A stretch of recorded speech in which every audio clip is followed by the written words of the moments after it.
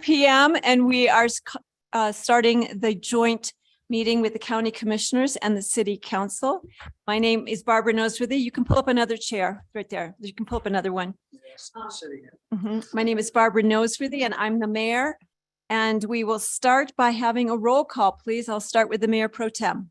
Mayor Pro Tem. Jessica Buell, City Councilor. Aaron Hyder, Assistant City Manager. Jose Madrigal, City Manager. And Mayor, you just want to keep going around the table? Yes, please. Okay, I'm Chuck Stevens. I'm the county manager. Marcia Porter Norton, La Plata County Commissioner. Oliver Bosman, City Councilor. Matt Salko, LaPlata County Commissioner. Clyde Church, La Plata County Commissioner. Kim Baxter, Durango City Councilor. Thank you. And I will start this meeting with a land acknowledgement. This represents my statement. It is not a statement from all of council. For thousands of years, this region was home to numerous people, bands, tribes, and nations. Each had their distinct culture, artistic expression, and community mores. In particular, this region was the ancestral home of the Nuchu, Dene, Pueblo, Hopi, multiple Apache bands, and various other tribes and Latinx people who used and stewarded this land. I recognize that indigenous peoples were forcibly removed from their ancestral lands by the U.S. government, and it is important to recognize that the narrative of this region has mostly been told from the dominant perspective, without recognition of those who came before us and who, to this day, continue to thrive, create, and connect with this land. Thank you for your respect in my acknowledging this legacy. Thank you. So we've got 2 hours set aside and 4 topics that we want to cover. And so before I do start, though, I'll just see if the city manager and the county attorney or county manager have any remarks you need to make at the beginning. No, ma'am. I have no remarks. Thank you, Mayor. All right, great. Thank you. I think it should also be noted that in the audience, we also have the county attorney and the interim city attorney available should we have questions. So I think that's important. The first item is the Wildfire and Watershed Protection Fund. So I'm going to call our 2 staff members up to join us at the table. But I'm going to just start by saying, this came out, Melissa and I served on this working group with Marcia. Gosh, was it 2021? I know, where does the time go? And we started in, I think, June and said, wouldn't it be great if we could have something put together within the same calendar year? We met pretty much on Mondays regularly, and then we got that going. And we've been operational now since December of 2021. So I'm real pleased with that. And it's just great to see this working. I'm also going to turn it over to either Melissa or I'm going to also turn it to Marcia to say a few words. You were at the last meeting, but Melissa, you were on at the beginning. I don't know if you want to say anything or wait till you see this great report. I'm excited to see the report. I just thought that thank you. I thought that this was a really great example of our collaborative work together. This is just definitely a region-wide project, and this is just it was fun to work on it with the county and get the IGA in place and work on the grant opportunities. And I'm anxious to see kind of where some of that has fallen and get an update. But yeah, I did think that this was a really good joint project with good outcomes. I think we've done well. Great. Marcia, why don't Thank you. Thank you, Mayor and councilors in the city for hosting. I think I totally agree with you, Melissa, that this is an example of when governments are working together, we can do great things together. And I think we know wildfire is a risk all across the West, and it's hard to kind of see that this year with the record snows, but we're going to get to wildfire season once again. So I just want to note for anybody listening and anybody in the audience who might be new, this came out of a larger effort that a group of folks in our community put together. And I think both of the governments felt that it was incredibly visionary. It was called SWIFT, which I'm forgetting what that stands for at this point. Sorry. Strategic Wildfire Initiative, something. And some very credible people, Mountain Studies Institute, former Senator Ellen Roberts and others came together and told us this threat is real and you need to do landscape scale mitigation work on a pace and scale necessary. So they wanted us to do things like bond our fairgrounds and do all kinds of things that we just couldn't quite get there with the funding. So the WWPF came out of that, and the mayor had an idea early on to include Durango Fire. And so what we have been in since Allison was hired, I think last April, do I have that right? Oh, wow. So you're coming on your year anniversary. Yay. So what we did an IGA, anybody can look at that, of course, and really came together, and we're in this, what we're calling a proof of concept. And Allison and Sean, I'll introduce them, can talk about what that is. But, you know, if you take all of La Plata County, it's too overwhelming to figure out where do you target resources. So we decided to target in and around Durango and the Florida River, which of course is the city's water source. And then areas west of Durango that if a fire were to break out in those high residential areas, especially, would not only really harm assets in the county, but that fire could come into Durango. So we said, you have to start somewhere. And I always note it's not a tiny landscape, even starting at this first level. We immediately have raised something like over $2 million, and we can go into specifics. Done an amazing plan. And I don't know if you have this in your packet, but they did a end of year plan that we can send out after the meeting that they'll go over. The county agreed to take on the management of the money and hire the staff and do in-kind financially gives. And also I'd like to note the city, you have your own wildfire adapted program and are working right in the city and on your park. So this is all coordinated. And on that note, I just want to thank everybody. And we're in the phase of learning. I mean, this is much harder than, you know, you can put out broad visions and then you're like, oh, there's like 50 million tasks that we need to do in order to get this done. So I think, I really thank these two for being willing to delve into those tasks. So Shauna Lagarza, I think most of you know her, is our Director of Emergency Management, and Allison Lehman is the coordinator about 1 year into her position. So I'll turn it over to you all. Great. Thank you, Chairman, Commissioner. And thanks to the City Council and everybody for having us here today and presenting on the Wildfire Watershed Protection Fund. I come from a years of working in wildfire management in the Forest Service for 31 years or so. And the last probably 5 or 10 years of my career before coming here in 2020, we started to see massive wildfires all across the country in the nation. And there was a lot of pressure put on federal government and to do more response and to have more money allocated to helping local communities and state government and things of that. So when I got to La Plata County and saw the opportunity that you all had dreamed of for SWIFT and then the WWPF, we thought it would be a great fit for it to be in the Department of Emergency Management so that we can help, you know, work with citizens and subdivisions and private landowners, learn about what it is to be prepared for if and when a wildfire comes into your area.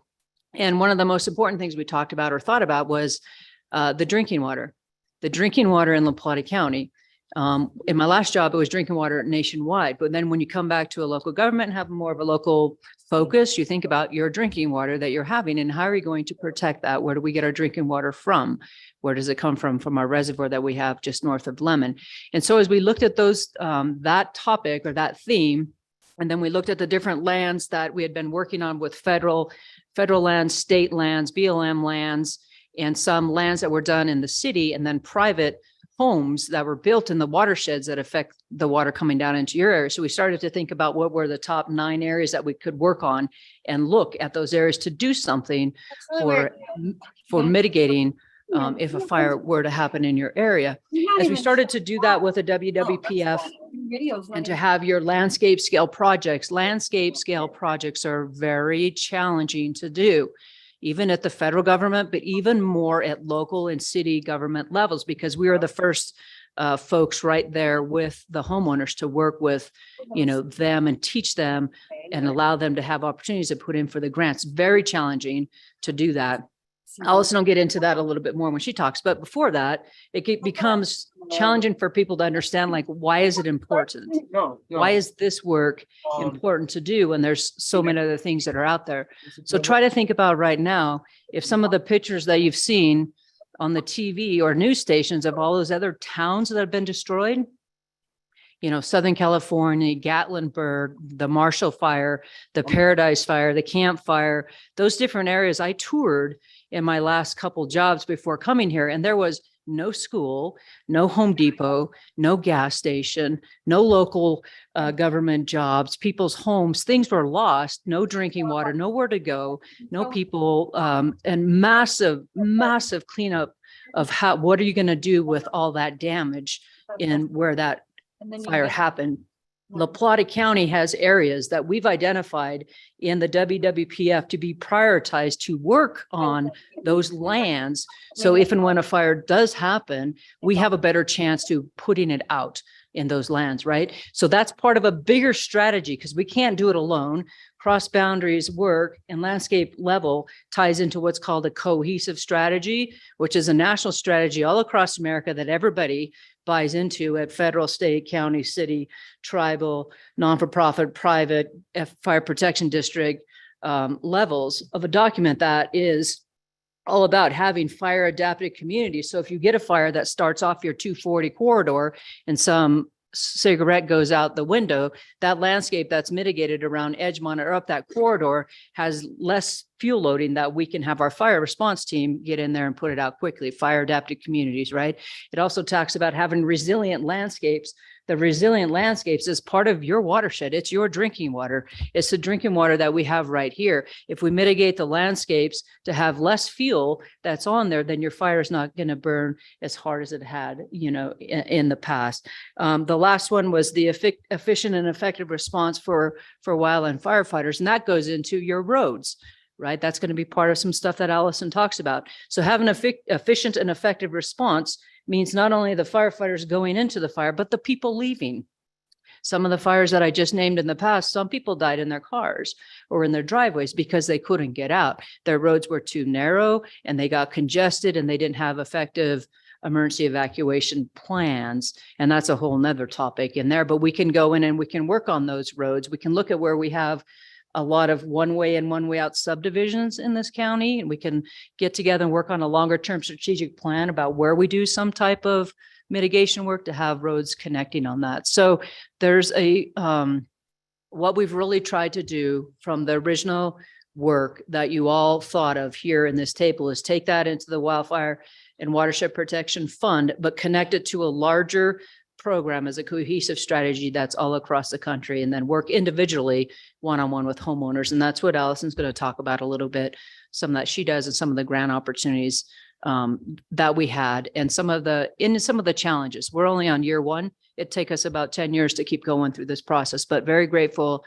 that we have this program. I can't think of any other place right now off the top of my head in the country that has a city, county, an individual person, a fire protection district working on cross boundaries land that we're doing down here. So thanks for that. I'm proud of it. Yep. Allison? And we will open up for questions after Allison. Yep. Okay, I was gonna check.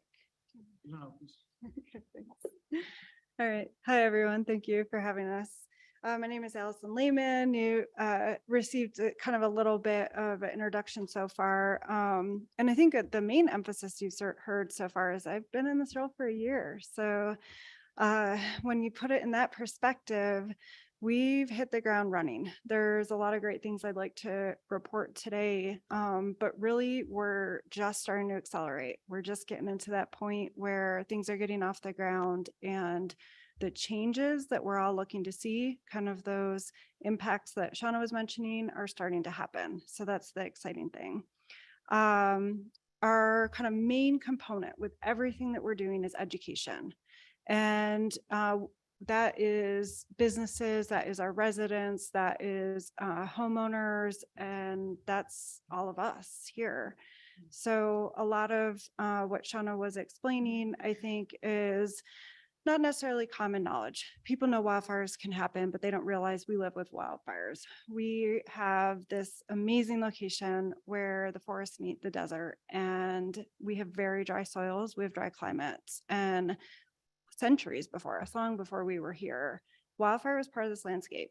It moved through here and did the cleansing and restored the forest in ways that now we need to do, because we can't rely on fire to do it, or that would be sacrificing much of our infrastructure. So that said, the education kind of fits into teaching people, well, we don't want to be afraid of fire, we want to be prepared for it. So these are ways you can do that. We've partnered with Durango Fire. There's actually free classes occurring at the Durango Rec Center. If they haven't caught your eye, the first one this year is May 16th, and they occur as part of a weekly series. And it's a great way for people to learn about, does my home have proper insurance? And what are the questions I should be asking my agent? If I need to replace my RV, is that covered in my homeowner's insurance? So really helpful classes for people.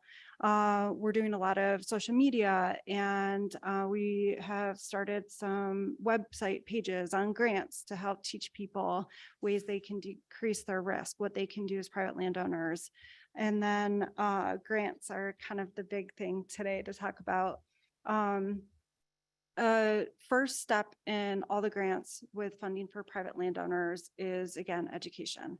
Going out to someone's home and doing what's called a wildfire risk assessment and talking to them about their structure and where there's risk to the structure, as well as to what's called the home ignition zone or the landscape surrounding their home.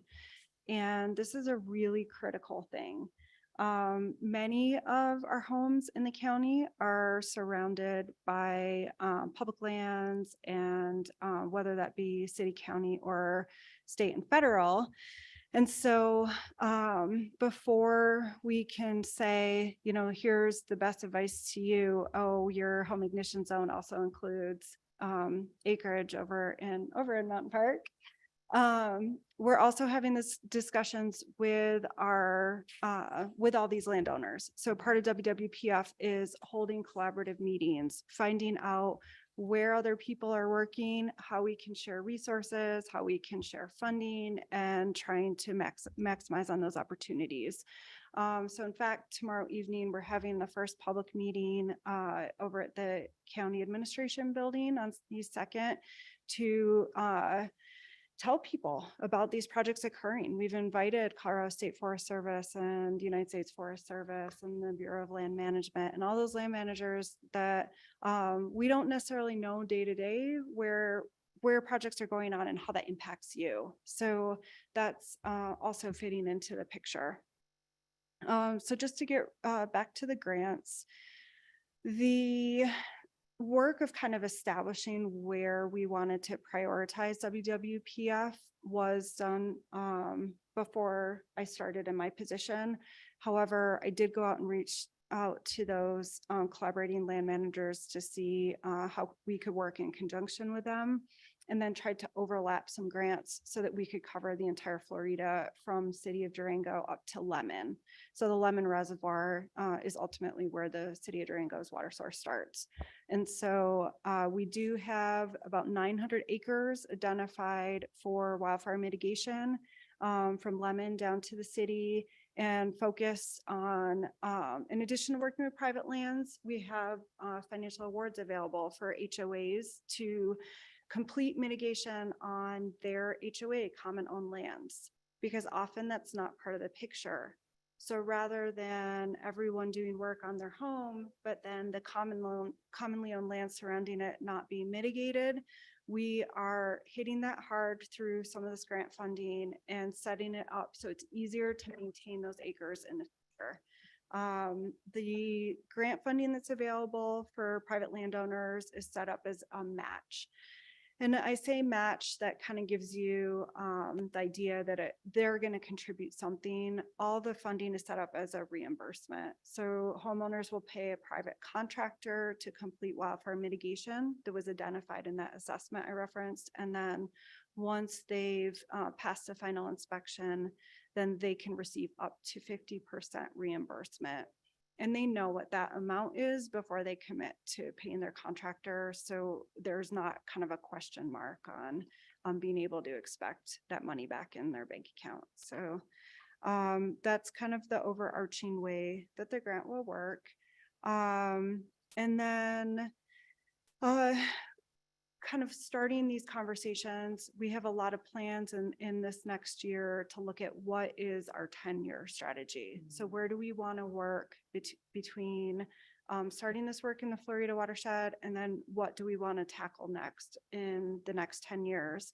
And that includes things like looking at what capacity that requires, looking at what funds that will be required to complete that wildfire mitigation. We're very fortunate to have Durango Fire as a partner in these grants. And so they are able to be boots on the ground and assist in completing some of the mitigation. In fact, next week, they're going to start mitigation on County Road 240, doing some roadside thinning. But in the meantime, figuring out what are all of the other contribution areas so we can really have a robust program that lasts more than 10 years. That's the idea, start that model.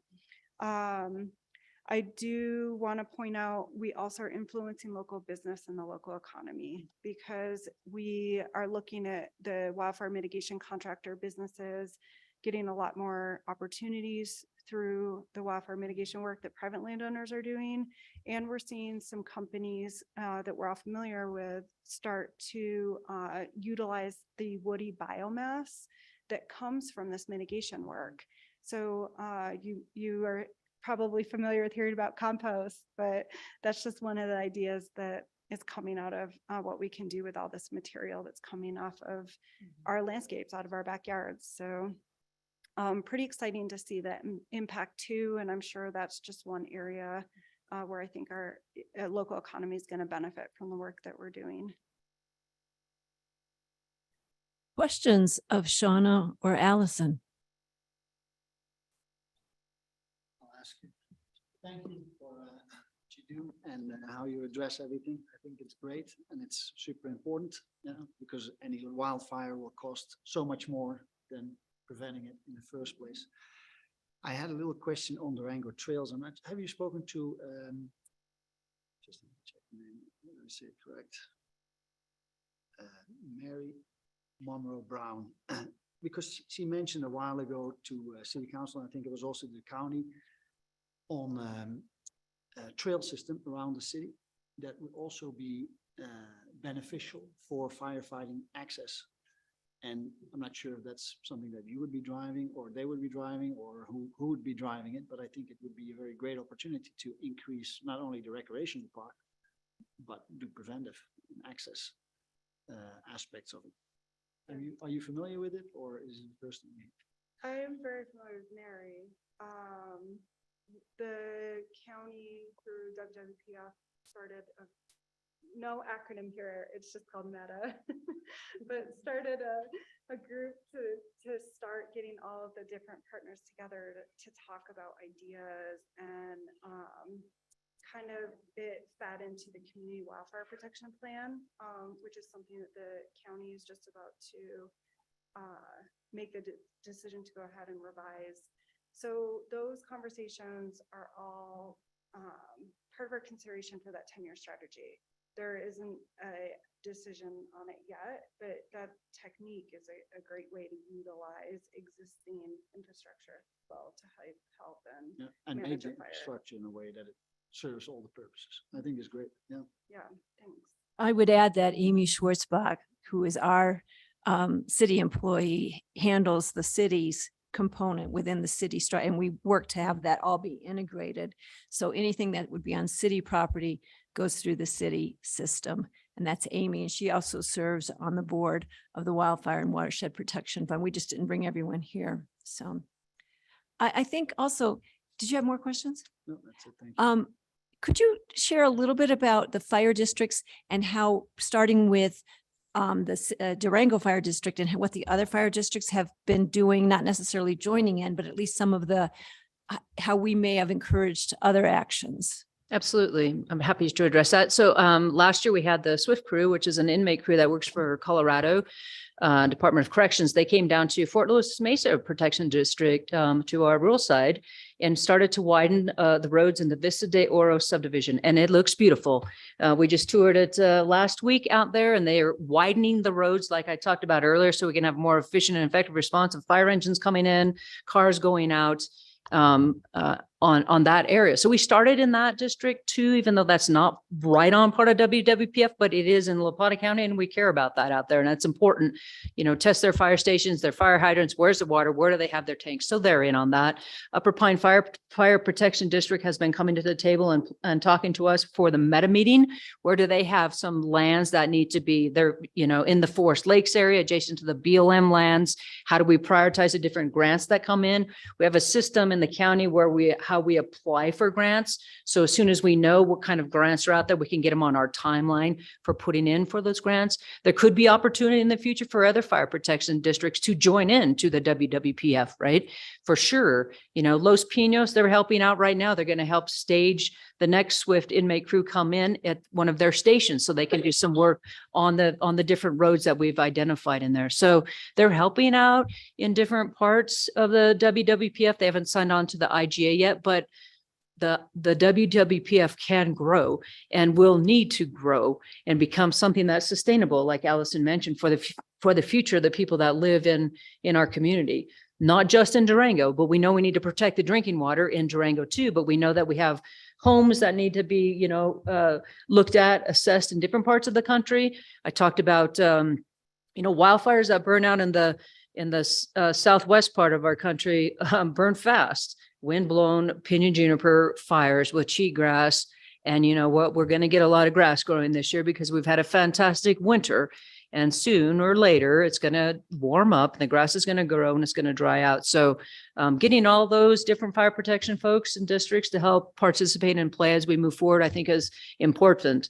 You know, there will be sustainability and opportunities and challenges as you move forward for the amount that we can put on just one person's plate to help coordinate with everybody that wants to be involved in that. But I do believe we can build a system to where's the priorities that we want to come together and work on in the community and in the WWPF. What does that look like? And how does that help benefit us for the future? And looking at different CPA, community protection awareness mapping that we did. And the Forest Service gave a grant to the state. We came down to La Plata County. We did CPA. It was called Community Partnership Planning Assessment for Wildfires, right? So this county was picked because your map is red. Like you are eventually going to have something that comes through this county that could be like places I've seen in my career in the past. And we don't want that, right? We don't want that now. We don't want it for our grandkids down the road.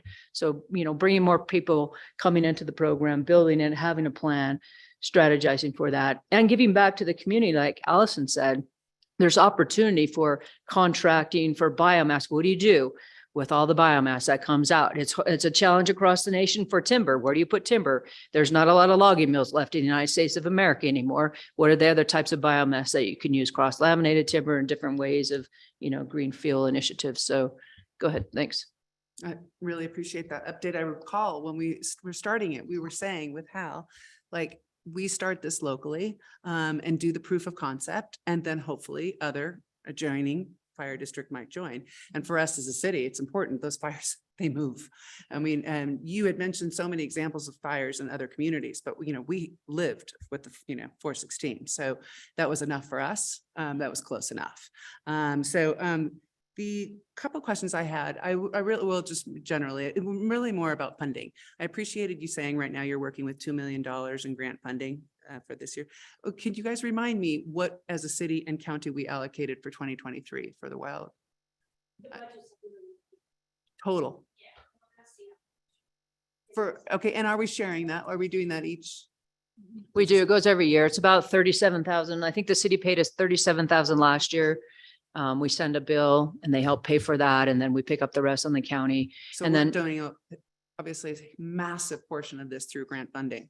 yes, absolutely. So the $2 million grants is it's a grant funded. And so with that comes some of the challenges I talked about. We got the numbers. You guys were good. So Sorry to put you on the spot. I was just Right. trying to remember. So what we've learned at the local government level, management of the grants is challenging because we are working one-on-one with homeowners. Right. It's different. In the federal government, you get money to work on your federal lands or cross boundaries or state agreements with state lands, right? Different. So that's, we're going through the learning process on that. Allison sent 3,000 postcards out to people about those different opportunities. But yes, we have $1 million in COSWAP and $1 million in the WIN grant, two different grants. Right. One is financially backed by Durango Fire and one is here in the county. There'll be more in the future, but we can't take more on right now because we don't have enough people to take all that work on because we want to take care of what we got first and then make our strategic plan for where do we put more people and more money in when it comes in. That's great. And going forward, if we can get I hope we do these updates, hopefully even quarterly. I mean, this is great. so impactful for our community. Mhm. And if you would do me a favor at the next meeting, if we could remember to perhaps for all of us, bring a map Oh, so yeah, that we can thought about it, see right, The yes, 9 priority areas absolutely. that you're working Nah. on, the Mhm. red areas. Mhm. It's just visual. Yep. Visuals help a lot. Yeah, right now, just visualize the entire 240 corridor going up there. Actually, You pass Edgemont, Songbird. Sean, I Good. was going to put you on the spot just for a minute, and I'm checking also to see if anybody else has questions because I'm cognizant of the time. I was really struck when you told us the number of dead ends in the county, Yeah, one way. And then I also wanted, without the map, could you take us through in the worst cases scenario, what the congestion would look like? Which arterials are going to, which in your mind as an emergency manager, yeah. what should we be thinking about? Is it 250? Is it, what are the areas that are going to be most impacted? But start please with that number of dead end roads. Yeah, it was about 17,000 or 23,000 dead end roads we learned last year. So last year we did Absorb that just for a minute. right, 17,000 dead ends. And those are roads. cul-de-sacs, one way in, Cul-de-sacs. one ways out. Because last year on our exercise, we brought in a software company to demonstrate how long it would take to get out of Durango if you had to evac. And it was very eye-opening for us. So from that exercise, we broke the county into quadrants right now, 550, 160. You got your northeast, northwest, you got the rest, right? So we break it into quadrants. What's really unique about our county is that we have different mountain geographic mountain ranges that go different directions for us, and we have subdivisions built in very unique areas. And so it's hard to say, it's not like you're in Southern California and have a Santa Ana wind where the wind blows from the land to the ocean, which is unusual, and you tell everybody to go the opposite direction of the wind, right? It's different than that because we have isolated communities in small areas that are challenged by the terrain. So what we've been thinking about and noodling on for next week is our 3rd annual wildfire evacuation exercise, and anybody is welcome to come down and observe, is in between our smaller subdivisions up at Forest Lakes, working with Chief Evans and Upper Pine up there. What does it look like if we have to get people out of Forest Lakes? They have 2 different areas, but how would they get out? Right now, what we do is we rely on the firefighters, the boots on the ground, and the sheriffs, and our local maps and our beautiful GIS systems between the cities and the counties and what we have with fire protection districts, and try to find the best route to get out. But we're limited, right? You can only go up, down, east, or west, depending on the fire. So our evacuation, we have 5 different subdivisions that we're going to evacuate next week. Hypothetical evacuations. And we're going to practice that. How long will it take for us to get folks that are coming out of Durango West 1 or Rafter J to get down over to Farmington? What does that look like? How many traffic lights? How many stops? Those different types of things. Software to perform that type of analysis is very expensive. Right. So we continue to try to do best practices for what we have now, learn our subdivisions, and work with all of our fire protection districts and our chiefs and our sheriffs about what we would do if something happens. And we plan for that. We're looking at evacuation routes when we see smoke start. When I get the tweet or the alert that there's a fire in the landscape, we're already there looking at like, where will people go? What does that look like? But it's challenging in this area. Thanks. Did any other folks from the county have questions or comments? Then Marcia. One last Yeah. comment, I think it is important that because we're the funders of this. So the budget, just specifically, the city of Durango this year, it looks like our budget shows 63,157. So thank you. And then we're putting in 67,000, and that doesn't count our in-kind. And then the co-swap grant, we're one of 7 communities in Colorado selected specifically because we're tying to Rocky Mountain Restoration Initiative, CFLRP, which I can never remember that acronym. Clyde probably can, I can't. But we have this like convergence of federal resources coming in a really big way. And we have, the Meta Group, we have WWPF. So we were selected as a county for co-swap money. That will bring in 978,000 this year. So that's good. And then the WIN grant was really cumbersome. And thank you, Durango Fire, for taking it on. It's $1 million, right? Yep, just under a million. Yeah. Yeah. Yeah, so it that's started where- off as 300. Right. They kept going. It Right. started off as 300 and they liked it. They kept raising it. Yeah. Yeah, so I think that's important. And I think if you recall, when we were looking at SWIFT, they said that to do the countywide, now this is county, not just right around the city, it would be 14 to 40 million. So to give you a scale, I think we're in the learning phase of what actually accepting this much money means Mhm. when you're getting landowner contracts and all of that. So a strategic issue for all of us is, where are we going to get, how much do we really think we can treat? Mhm. And then how much is it going to cost and where's the money going to come from? So Mhm. that's the phase we're in. as I- Shauna said. Thank so. you. I will end on one thing about the city. I know the city manager had the executive leadership team read Paradise. And I don't know, I was been telling everyone to read it. Jose, is there any big takeaways that the team came up with after reading Paradise? I don't know if there's really a big takeaway as regards to just how quickly things can get out of control. And maybe that is a takeaway, and just trying to make sure that you're prepared for everything and just more of the little things that you would even think of that came up in that book. So it was a really good book to kind of get us out of the sphere that it's going to be one person's job or one person's responsibility to take care of, that it's really all of our jobs. Even if we don't see it lining up naturally to it, there's always a function for us. Thank you. Shauna and Allison, thank you for being here today and for your great work. It's You're been a welcome. pleasure working with you this past year. Thank you. Thanks for having us. Great. So the next item, it may tie into this as we think about arterial roads, is 32nd Street and County Road 250, 251 update. Who is providing that? Allison's just you're going to gonna be provide doing it. a Perfect. quick update as to where we are on the project. Perfect. Good afternoon, counselors and commissioners. I am Allison Baker, Public Works Director. I wanted to give you a brief update just to let you know where we are on the progress with County Road 250, 251. I did not bring a presentation because we've all seen that 5 times now. So the IGA regarding the funding went from us to, went from City of Durango to the county for review. County came back with some red lines. That's in my ballpark to wrap up with Bill, and we're proceeding with that. The final right-of-way and easement purchases are in progress, probably 2 weeks away from completion. Bohannon Houston is doing one final design change. The county and city are discussing annexation. Looks like probably a quick claim from the county, then legal description, then city will actually petition for annexation. I think we've got the process laid out. Obviously, we'll work through that with the lawyers and confirm those various items. Any questions I can answer? Let me open it up to the commissioners if they have questions to start with. I just say good progress. I remember us talking about this at the last several meetings, actually. So thanks. Thank you. Counselors, questions of Allison? I'm excited about the easement situation. I mean, that's probably one of the most difficult red tape kind of things that have to be done. So that's exciting. And then we get to move forward with the project.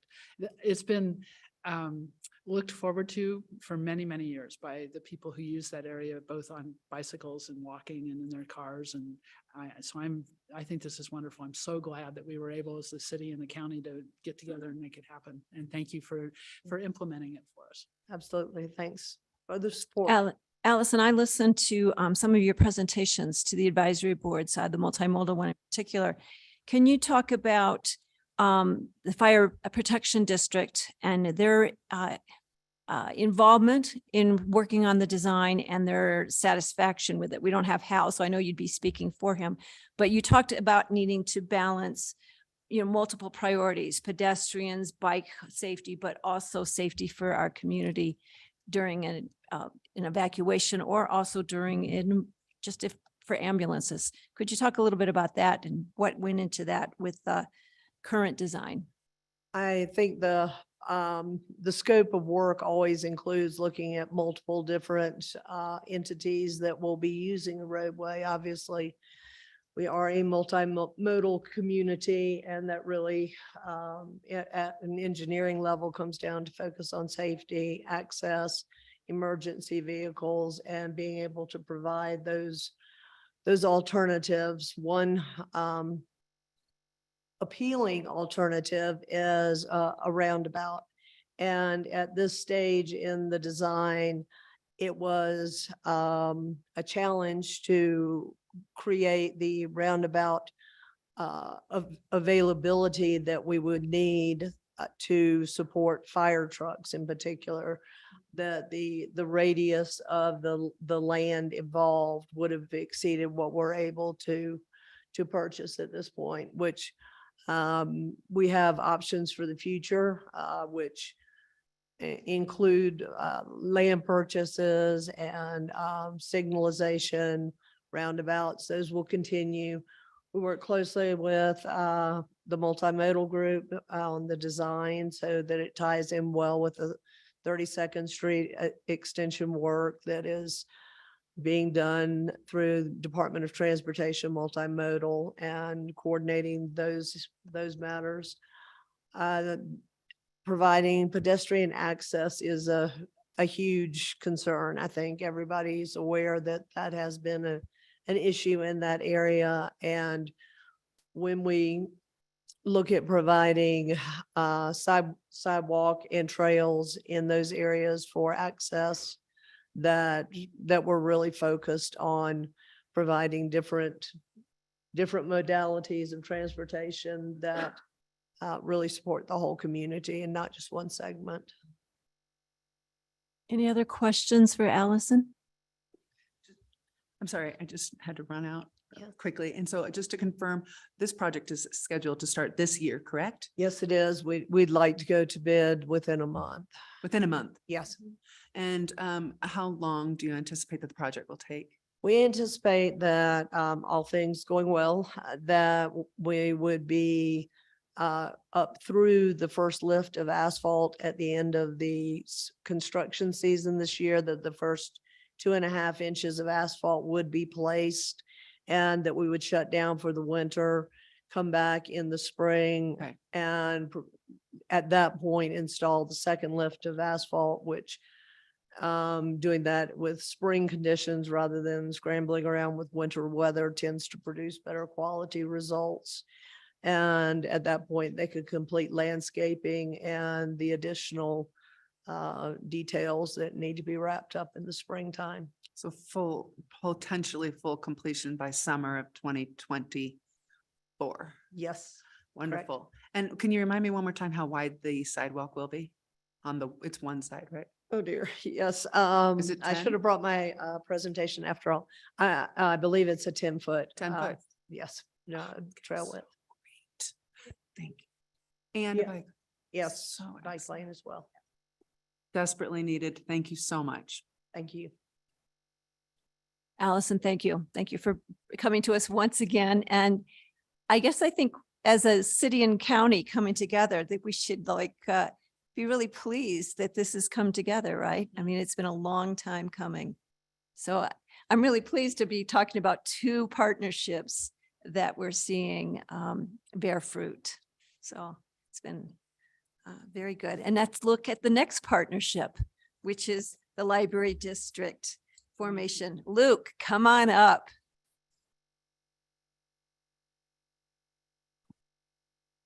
Howdy, Luke Alvey Wait, Henderson, Library Director. before you start, let me offer to both Clyde and Melissa, who are the liaisons to the library. Do you guys have any comments that you want to start as a preface to this? Go ahead. Well, when we started this, we started thinking about what does it mean to the community, building stability long-term. We've got a lot of joint projects, as you've heard, 2 of those right now. And there are other things that we as city and county can do together to make life better in this county and in Durango and the other cities. So I'm excited. This will be a decision by the people, and we seem to have very strong support. I'm anxious to test that support and see what we find. We're going to learn from this process. So thank you. I agree. We're going to learn, I think, a lot from this process, even as to when we can go to ballot and how we go to ballot and how we put it on the ballot, if we get there.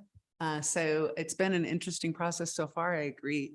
Also going through the studies and the results of those studies, which we've all seen. But yeah, I've enjoyed participating in it just briefly that I have. And yeah, look forward to Luke's update. Now, Luke, take it away. Fantastic. Luke Alves Henderson, Library Director. I saw on the agenda that one of the questions was, what city council's bearing was on the idea of the petition process. I did present to city council at a study session on March 21st. And it was, of course, direction, not a resolution or anything at that moment, to go ahead, as the commissioners had said, to look for a public issues committee and to provide operational or informational support so that they could pursue a petition process. We are currently in that status of helping to, wrangle people in the community who have interest to get to the people who are already forming a, issues committee so that they can meet up and that we can provide any support we can. And then, of course, they're going to be working closely with the county. This was at the study session. It will be in my operational update tomorrow. It was all from the county. I got this information, but since it falls, so much in the county, the district, the county will be the entity that is collecting the petition, verifying it. They will have to work with the Public Issues Committee on things like, before the petition happens, there has to be the specific language of where it is, what the mill levy is. So there's a bit more of a process before that petition can happen. And, we're really wanting to work with this issues group so that it's driven by them, so that at every step of the process, this is a public process by the community that we provide informational support to, as opposed to us putting our thumb on the scale saying, oh, this is what you need to be asking, this is who you need to be approaching. And so that takes a little bit longer, but that's our preference as well. The one update that we'll have at the operational update is there was a incorrect information in my last update on March 21st that we could do an April ballot. The soonest we can go to ballot is November 2024. And it has to be a November ballot issue. It cannot be in April's. Mea culpa. That would be, it was the decision of the city council at that time that would be a rush to the point that it would less likely be successful, and also would have, if was successful, would seem rushed. So no one wants either of those things. And so I can answer any specific questions you have, on the status of that or any of the background. I have it all pulled up from financial analysis and survey and all that fun stuff. I just had some questions, I think it's good for also for the record and for all of us to think about, that what is the ideal size of the issues committee that you're working on developing? And also what specifically will be their tasks? Yeah, so an issues committee reports directly to the state, and there have to have an individual who specifically, represents that issues committee when it comes to spending and reporting of dollars. And that is a very specific and laid out process. And so basically an issues committee has to be formed if you have more than 2 human beings who want to spend more than $200 on an issue. So you get there pretty quickly. And so when it comes to things like campaigning for it, going door to door, holding public forums, all of that goes through the issues committee. So they're really the entire campaign, so to speak. And our role as a library is to provide accurate informational support, help liaise with other governmental entities that would have the information that we don't have access to, facilitation and information. And as for ideal size, I really feel like that's something that the issues committee will decide itself. And I think it will probably vary just when you look at campaigns during the stage of the campaign they're at. Start small, build a core, and then find more volunteers as it comes to, real proliferation of the idea, door to door and campaigning. Yes, we do. Bill Lemire. There's about, I would guess, 12 people on the issues committee right now. We're recruiting still. We have a volunteer that is going to cover the state financial reporting for the campaign.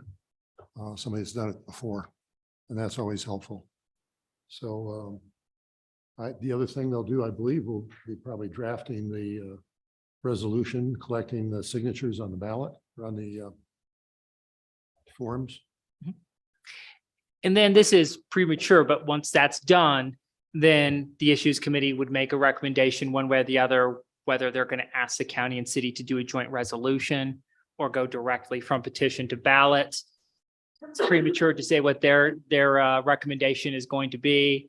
But we'll, of course, liaise with them and very likely be one of the, if not the presenter when it comes to that, so that we can present to city, county, and both as these things continue to update. No, go ahead. Yes, they do fundraise. And we've already reached out to some of the most likely sources of funding. Our Friends of the Library organization, it's a separate 501c3 charity, is voting at their next meeting, just on the concept if they'd be willing to provide financial support. And then they'll look later about the level of it. So we might have an answer on that in the very near future. I think the first donations may be coming very soon. I have a question. Oh, Marcia, please. Yeah, I just have a question. So I remember the consultant that spoke with us a couple of times said there's choices around the mill levy. And so choices around the mill levy will then dictate what the services are. And so is that something that you're going to be recommending, or is that being placed on the issue committee to say, what is the mill levy? Because I recall it Absolutely. polled really well overall, but obviously when it was slightly lower, that's when we got, I think, to the 70%. No, we pulled at 71% in the general point at 3.65%. okay. But that was just, and we polled at a little over 80 if it was registered voters, Okay. and 83 if it was, 81 with likely voters, 83 with registered voters. But just a general poll, 21% said maybe. And the number one answer when that question pops up, when you say maybe, what would have you change your mind? It was lower that tax rate. So yes, we have given the recommendation to the issues committee, please work with the county assessor's office to get an updated map, because we think the numbers are going to probably be quite a bit different than what we're working from in the financial analysis, because so much is changing in home values between now and then. And so if we have updated numbers, we can look at what is a recommendation that the library, of course, will certainly say, here's what we think we need.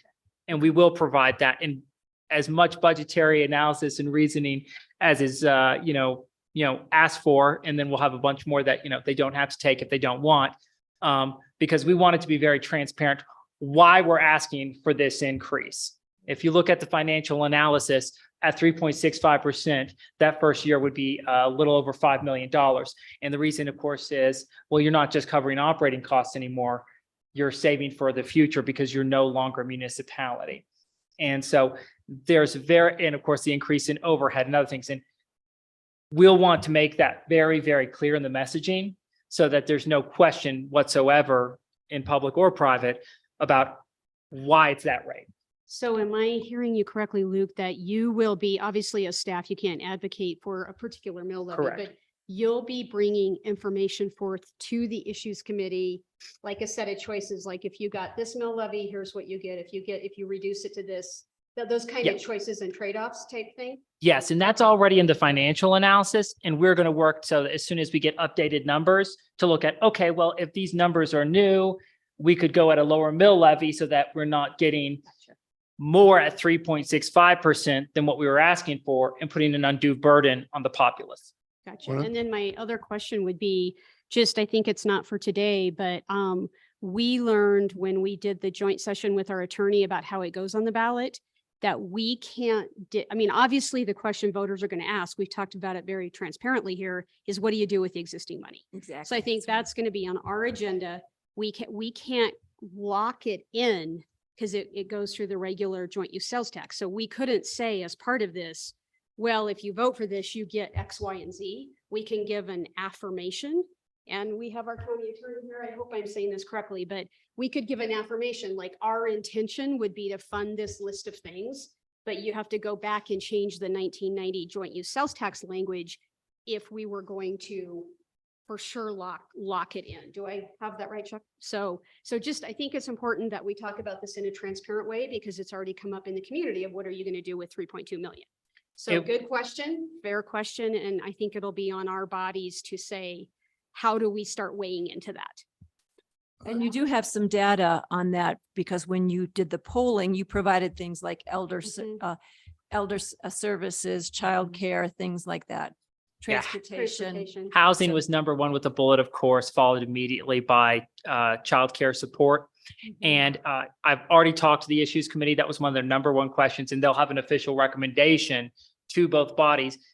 Please discuss this so that the public are aware of, what the inclinations, and they're well aware of it's going to be an affirmation because of, table requirements, and it is a joint sales tax fund and is not dedicated to that. So that will be coming directly from them in, time. Yeah. Just like to, oh, I was just curious when you said in time, I was curious when you think that might be coming and when we need to be thinking about getting that on our, our individual agendas so that we could then have a joint meeting. Cause I think that's such a good Yeah. question. Thank you for bringing it up. yeah, I'd just like to say that one of the things the Citizens Committee will be looking at is all of the studies and what's happened to inflation and what's happened to home prices and appraisal assessments. Yep. Changing. Labor costs will be a large part of that decision. And one of the things that organizations and libraries that are specifically funded by property tax is that you have to set maybe a 10-year time horizon because you don't want to go back to the voters every other year. That's just not the way it's done. And so there's an accumulation of funds in the front end and using those funds towards the back end of whatever you pick as a time horizon to go back to the voters, 10, 20, 30 years. 10 is probably the most practical. I have a question for Luke, Clyde, and Melissa. When you came to us, Luke, you presented April of 2024 as an option, and we all jumped on it. But now that it's not an option, and I'm not making a suggestion, I'm just going to ask the question, is there any discussion about, since it no longer is the option, looking at a November 2023 ballot issue? And I guess that my question of either of these is the folks that are on this issue committee, have they discussed it? Not that I'm trying to push it. I'm just trying to get a sense of this has changed. So has anything else changed among your people that are working on this? Well, it's a matter of how fast can you get organized and how much messaging has to be delivered out to the community for them to understand what's going on. 23 is a possibility. And every day that goes by, the probability of the 23 starts softening and decreasing. So it's a matter of how fast can the Citizens Committee get organized? How fast can we get maps, assessed valuations, and look at those assessed valuations from the assessor's office? How fast can we give it some windage and agree on that? Yeah. And Efficiently yeah. encounter. And if you look at the timeline from the presentation on March 21st, we would have to have all our ducks in a row finished and ready to go no later than June 1st to get on the ballot. And so the issues committee did say they are against November of 2023. They as official as they can be in that, but they did say to me that they do not want to pursue, they do not believe that they could be operational in that time. And so that they were against moving it that quickly with the new April information. Very good. It's great to know that you guys discussed it and thought about it. Did you have anything? Okay. I just would have one clarification. I can't remember who said it, if it was Clyde or you, Luke. Correct me if I'm wrong. The attorneys in the room, again, I rely on them for these ballot processes, but I think we have to refer it. I don't think I think the citizens can go petition directly. That's correctly. So it would come on, so say tomorrow, we had everything in line, we had all the numbers and we did a petition. It would still take at least 2 weeks for the county to assess and, check all the signatures. And then the decision to be either a joint resolution or directly to ballot goes with the county. No matter how many signatures you get, it has to go to the county and a decision must be made before it can just be put on ballot. So that the timeline is very unlikely, even if we had all our ducks in a row this second, which we don't, because it's, gathering citizen input. But yeah, that's exactly correct. Anything else for Luke on the library district formation? I'll also add that, back in 2019, this was a topic that the previous commissioners were raising at the time. So again, we're seeing this collaboration coming together, and I'm pleased with that. So Luke, thank you. And Thank you. thank you for your willingness to explore the unknown. Anytime. The last item we have is our, another joint effort is our URA. And Scott, are you coming up to present on that? Jose, did you want to do any opening as in prep for this? Okay.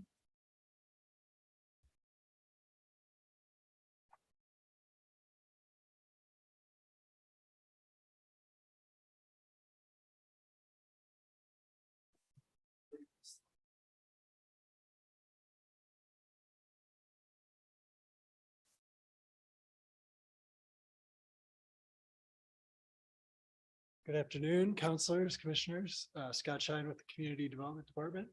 Tommy Crosby, Community Development Department as well. So I was looking back just to prepare for the update, and this is truly an update. We're not making any new proposals to you today or seeking decision or guidance. Just thought it'd be good to touch base on a few of our things that are in motion. I took a stab at what I thought you would be interested in, but also happy to respond to questions as you have them. Back in May of 2019, the city of Durango with the city of Montrose and Downtown Colorado Inc. hosted a regional forum on redevelopment and how to stimulate that type of activity in your community. That really jump-started the momentum behind URA formation. Some of you are involved in that. The URA was formed in 2020, May of 2020. Cinco de Mayo 2020, and that actually formed the organization. And then our first area plan was approved in May of 2021.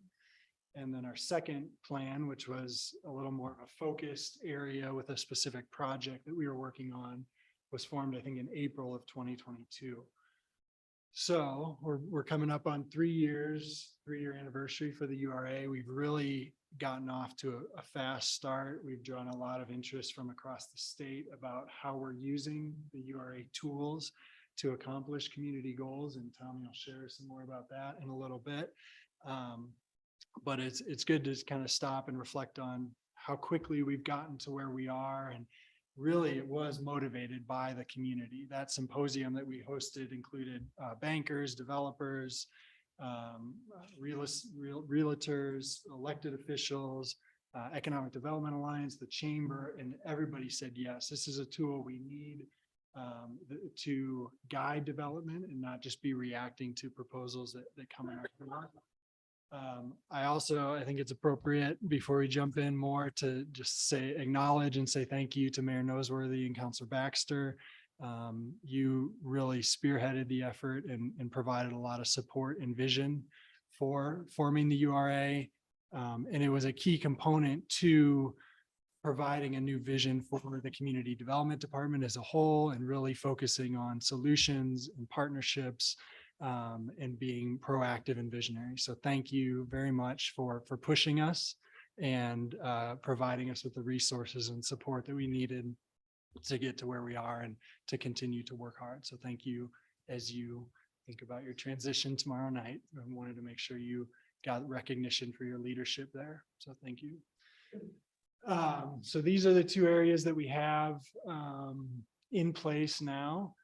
Like I said, Midtown was more of an area-wide plan. We didn't have a specific project we were trying to incentivize or partner with, but we recognize this as a district that we wanted to focus new investment in. It's in a prime location. It's a great walkable, multimodal location, has a bunch of underutilized properties right now.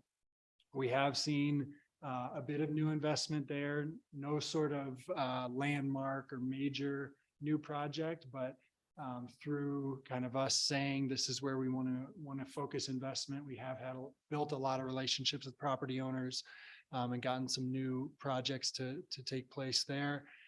North Main Gateway, I think as all of you know, was oriented around kind of a cornerstone project, and that's taking shape really nicely, and we'll provide an update on that Animas City Park project here in a minute. But just wanted to refresh our memories on the two areas that we are applying the URA currently. One of the things that I take very seriously, and especially when you have an interjurisdictional effort like this, is making sure the finances are very transparent and tracked very closely. Worked closely with the county attorney office and the county finance director to set up the right cadence of communication, of payment for these funds that we're sharing. Oh, and that's getting caught off a little bit because of the closed caption, but this is what I thought you might find interesting in regards to our performance in 2022. You can see in Midtown, not based on one big project, but on a few different incremental investments, we are generating $98,400 in property tax increment revenue. That's through we're tracking that through a great partnership with Carrie Woodson and her office. She's had to learn a lot about how to track this and done a great job, just have a great partnership with them. Out of that, the treasurer takes a 1.5% fee right off the top. So we collect 98,000 minus that fee. The URA retained 46,585 and 50,363 of that was passed through. So that was based on the tax increment agreements that we negotiated when we set up the area. The county gets all of your road and bridge mill levy, all of your human services mill levy, and then I think it's 33% of your general mill levy. I think we retain 2/3 of that. So you can see the county's portion broke down in a little bit more detail. All of your mill levy revenue generated 20,000 of that 98,000, and then you can see what we retained and what we passed through. So thought that would give you just a snapshot of where we are there. The city is kind of the entity that had the vision for this and wanted to launch it and sort of incubate it, does some other, contributes in some other ways to the URA through sales tax increment revenue. You can see the amount there. We had some fortunate timing when we formed it. It was during COVID and things have picked back up quite a bit. So that's a significant number that we've been able to put to use. And then the city also contributes their portion of the mill levy, 5 mills, towards the URA, again, to kind of get it up and running and make an impact on the front end. So that's a summary for Midtown. You can see it's a lot simpler for North Main Gateway right now, because of the project that we were partnered on included some demolition of some existing structures. There will not be an increment this year, so that took away value that was in the district, but obviously when this project is built, we're gonna have a lot more new assessed value in that district, and that's when the TIF will really start coming in for that. And on that one, thanks to the commissioners for agreeing to provide 100% of your mill levy towards that project. I think that was because you saw it was for a workforce housing project. You knew what you were getting for your investment. So we are retaining all of that general mill levy, but still passing through the road and bridge and human services mill levy. So I guess I can stop. Any questions on finances, and then we'll give an update on the project specifically. Any questions? Scott, I also think that just as the county provides in-kind contributions through the Wildfire and Watershed Protection Fund, you're also through staffing providing in-kind contributions of your staff time, which is not reflected Correct. in the budget. So that might be something for you to think about in future, because there's a value associated with that. And so Yeah, and you might actually, want. I did have one other, just Okay. looking at my notes, some more financial info, but that's correct. We get assistance from the city attorney, city finance director. Tommy has recently been promoted in our department, and he's going to be taking on some more oversight of the URA. So excited about that, and just got back from a Downtown Colorado Inc. Event that is really the statewide network of URAs, and we've learned a lot from that organization. So we do provide quite a bit of in-kind support as well. This just shows, based on some of that revenue from Midtown TIF and some of those other sources, where that money went. The Midtown Peak Grants is our program to put that money to work right away instead of just building up a big reserve. We are doing grants of around $50,000 to properties within the Midtown boundary. And we had 3 of those in 2022. And they were all clustered sort of over here on 2nd and 12th. And so we got a nice little boost of some landscaping, new facades, some new roofs and other just improvements right on that corner. And that resulted in increase in assessed value. So it's generating some TIF based on that investment. We do cover some of Carrie and her staff's time. She tracks how much time she spends on TIF, and that's just sort of it's not official anywhere, but it's a show of good gesture or good faith that we support her team's efforts to do all that work to calculate the TIF and track that. We do have some outside help on financial analysis. When we get an inquiry from a developer, we're able to run through a TIF model and say, if you do these things, this type of project, that will generate this much TIF. So we think that's about the level of incentive we could provide to your project. So that's helpful to have their assistance. And then the big item was a combination of different sources of revenue, but that $600,000 for 10 workforce housing units in the Animas City Park Overlook project. And we'll jump into that. We had the groundbreaking in August 2022. And again, just a real show of how we're building relationships with the finance and with the development community, how we're guiding development. We've tried to tell this story a lot, but this was originally slated for 5 single-family homes. We pushed them to do a more dense development on this walkable transit served site. And we are going to end up with 22 townhomes.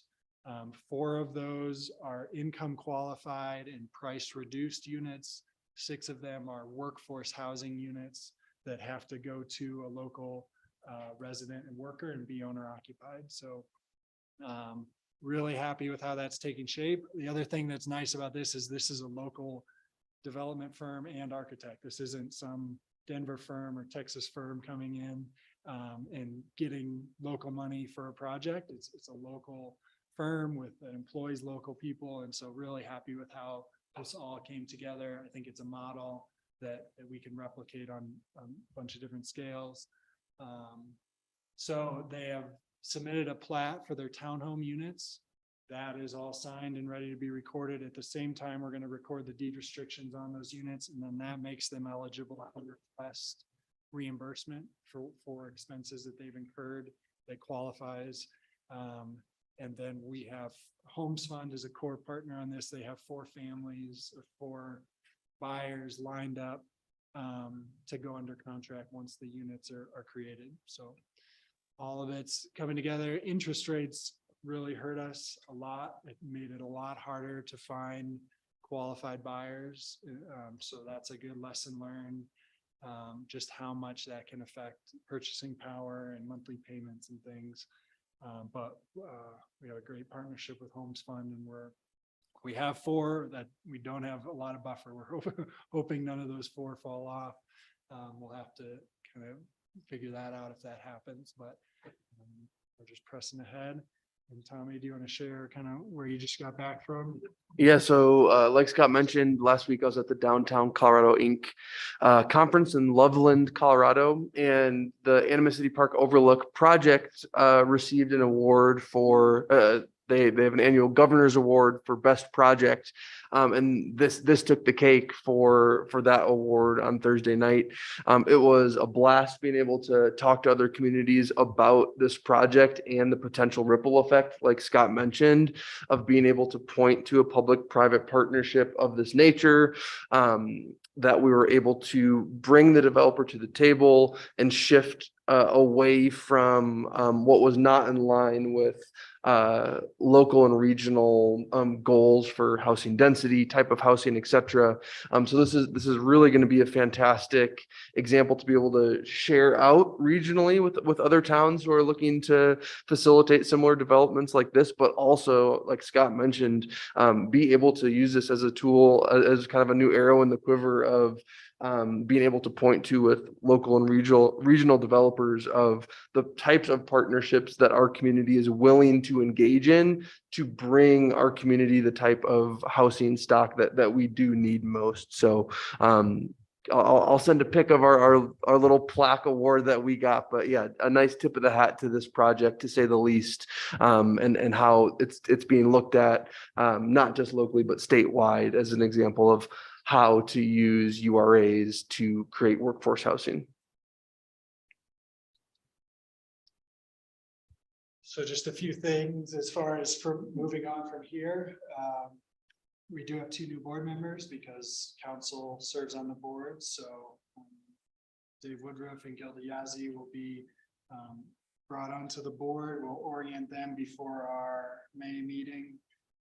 We also have Mike Segrist was the county appointee, so we have that gap that I've communicated with Chuck about and figure out how the commissioners want to appoint a replacement for him.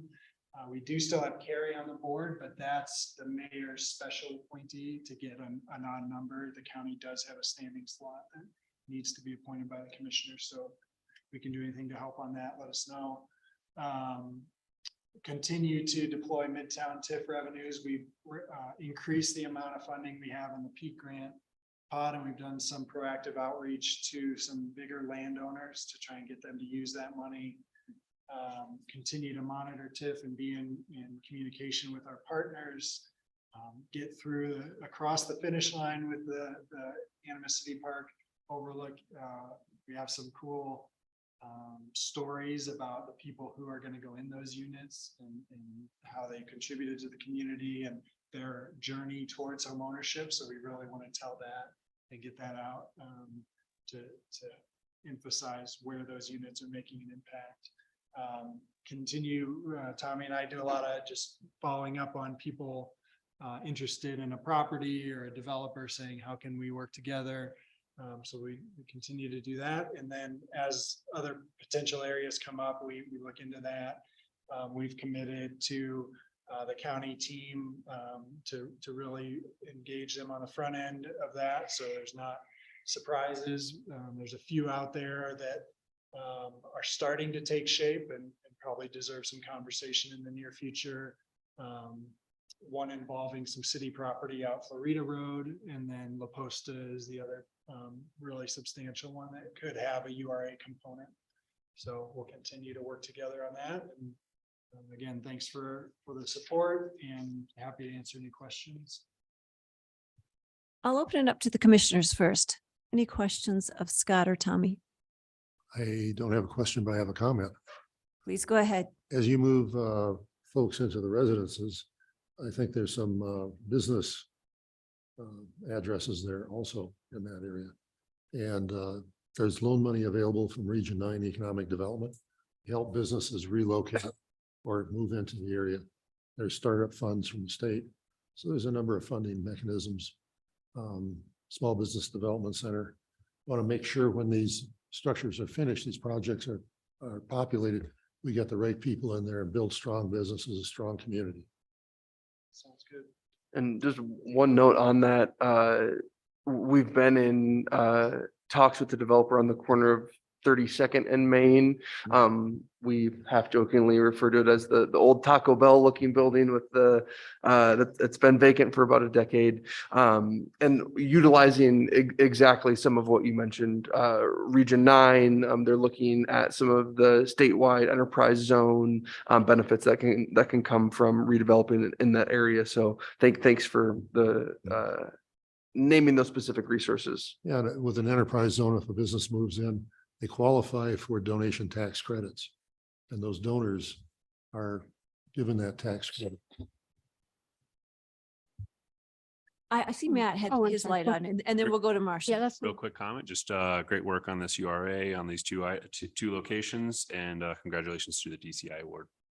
Thank you. And Marcia. Yeah, I've decided it's okay to ask really basic questions.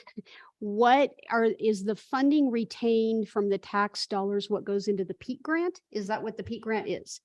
Okay, so that's not like an outside funder, that's the retained money. And then you can go to people and that's where you said like, we can help with landscaping or, pre-development or whatever kinds of comes up. Okay. And kind of on that too, revenues that are generated in Midtown need to stay in Midtown and need to be tracked separately than like the North Main Gateway Fund. So that's Midtown specific revenue that's being reinvested. Thanks. Council, questions or comments for the staff? I think it's great that we're showing that URAs make a difference, both in businesses and residential, because I know residential is always challenging because there isn't as much, there's no sales tax TIF, for example, on it. So you're starting at a lower rate, but every time people move into these areas, they're going to be spending more money in those areas and therefore the sales tax will go up too. So I just want to congratulate you guys on doing such a great job and the vision that you're looking forward onto and where we're going with it. It's very good for our community. Thank you. I have a question. Was the developer on the project that was selected, was the developer able to be at the award ceremony? No, unfortunately not. So as soon as we get the pictures back from the award ceremony, they'll be on the recipient list for sure. It'd be nice to get some publicity around that and showing it in some kind of public arrangement, maybe in an update to the new council, and maybe you can do something a little more visible. Absolutely. I also want to thank the county because Carrie has been wonderful to work with. She's always been helpful. And so I appreciate that partnership as well. Anything else from anyone? All right. Before we adjourn the meeting, but I will say thank you. You guys have done a great job. You're moving in multiple places and you're following the path. We talked about having multiple URAs and being able to be nimble and responsive and yet provide opportunities. So I'm just wanted to thank you for your work. So before we adjourn, I do want to say that a couple of things. We try to meet quarterly. And what I wanted to do is make certain that we think about what topics might be appropriate for the next meeting because, and I have some suggestions, but I also wanted to, because so we're not just starting from scratch so that the city attorney, our city manager and the county manager can think about it.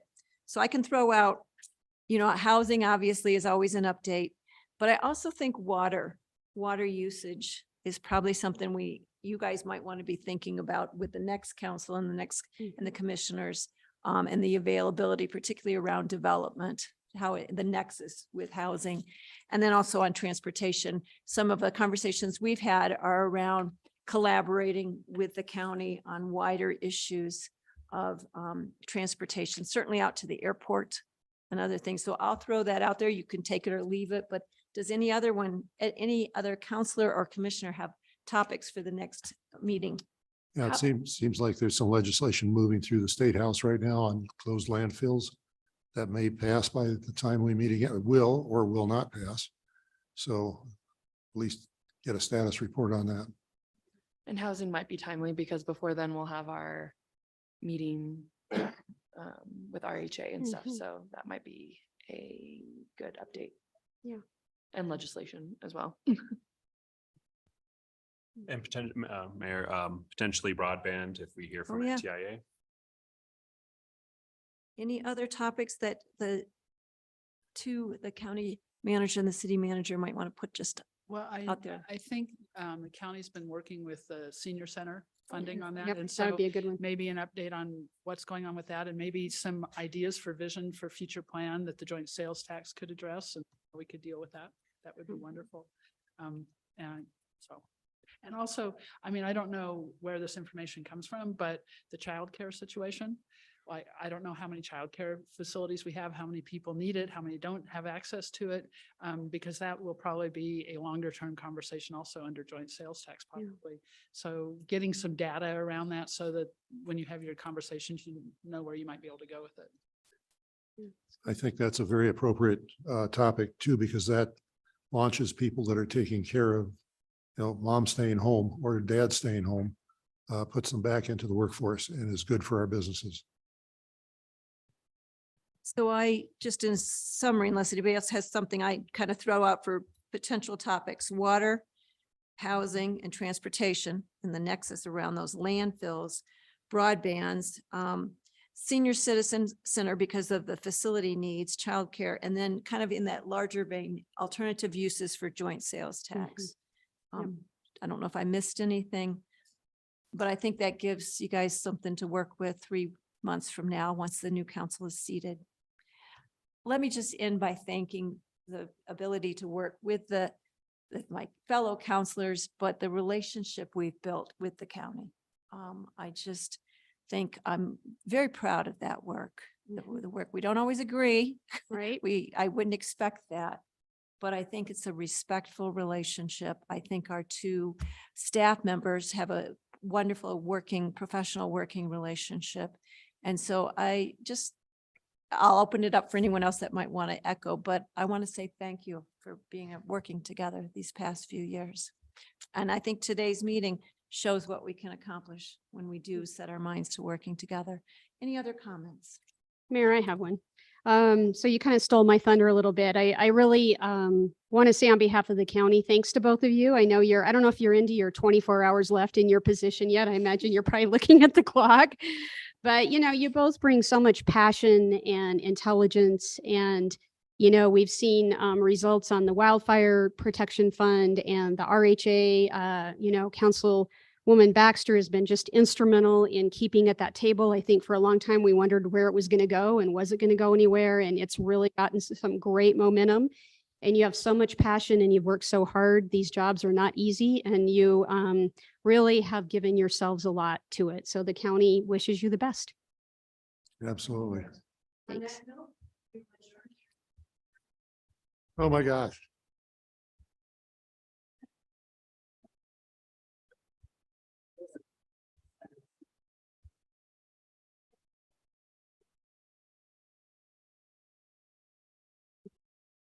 Good, clear thinking.